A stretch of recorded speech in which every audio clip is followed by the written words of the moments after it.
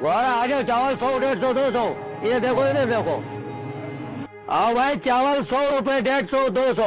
ये है आरिफ पुलाव वाला, जो कि किसी जमाने में एक इंटरनेशनल बिजनेसमैन हुआ करता था, जिसका लेन देन चाइनीज युआन और यूएस डॉलर्स में होता था। मगर एक हादसे ने इनकी अरबों की एम्पायर को मलिया मेट करके रख दिया और रातों रात ताजिर आरिफ मीर आरिफ पुलाव बन गया। मैं पुलाव बेचता हूँ तो इसमें मैं आर महसूस नहीं करता हूँ, क्योंकि रिज़्क़ हलाल कमाना ऐन इबादत है। आरिफ मीर इंपोर्ट एक्सपोर्ट का काम करते थे। ये चाइना से फल फ्रूट पाकिस्तान लाते थे और फिर पाकिस्तान से इंटरनेशनल दुनिया में। इनका शुमार चाइना से लेन देन करने वाले बड़े ताजरों में होता था। साल 2010 में उन्होंने चाइना से माल खरीदा, रकम की अदायगी चाइनीज युआन में कर दी, माल को 10 बड़े कंटेनर्स में लोड करवा दिया, इंटरनेशनल मार्केट तक रसाई के लिए पाकिस्तान की तरफ निकल पड़ा, सुस्त ड्राईपोर्ट पहुंचा। इस ड्राईपोर्ट पर आरिफ मीर की जिंदगी ने एक और रुख लेना था और ताजिर आरिफ मीर आरिफ पुलाव बन जाने वाला था। सोस्ट ड्राईपोर्ट पर आरिफ मीर गिलगित की तरफ कंटेनर्स रवाना करने के लिए ड्राइवर्स को हिदायत दे रहे थे कि अचानक हुंजा की तरफ से एक तेज आंधी आई। हवा में एक तूफान था।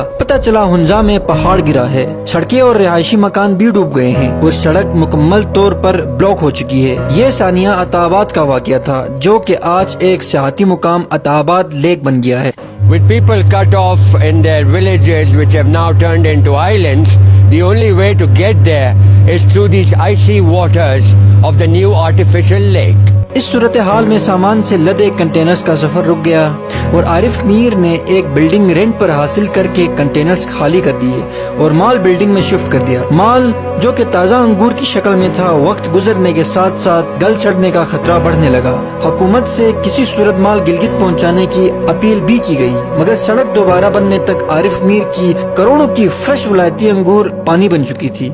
इसी तरह अरबों से खेलने वाला आरिफ मीर रातों रात आरिफ पुलाव वाला बन गया। तो लेगा उस वक्त के जो सीएम साहब थे, जो मौजूदा आज के गवर्नर है, उसके कहने पे हमने वो फ्रूट तकसीम किया था, लेकिन उसका मुआवजा अभी तक मुझे नहीं मिला। आज मैं स्पेशल आया हूँ इस्लामाबाद से, तो स्पेशल आरिफ मीर का पुलाव खाने के लिए। पुलाव का जायका बहुत बेहतरीन है।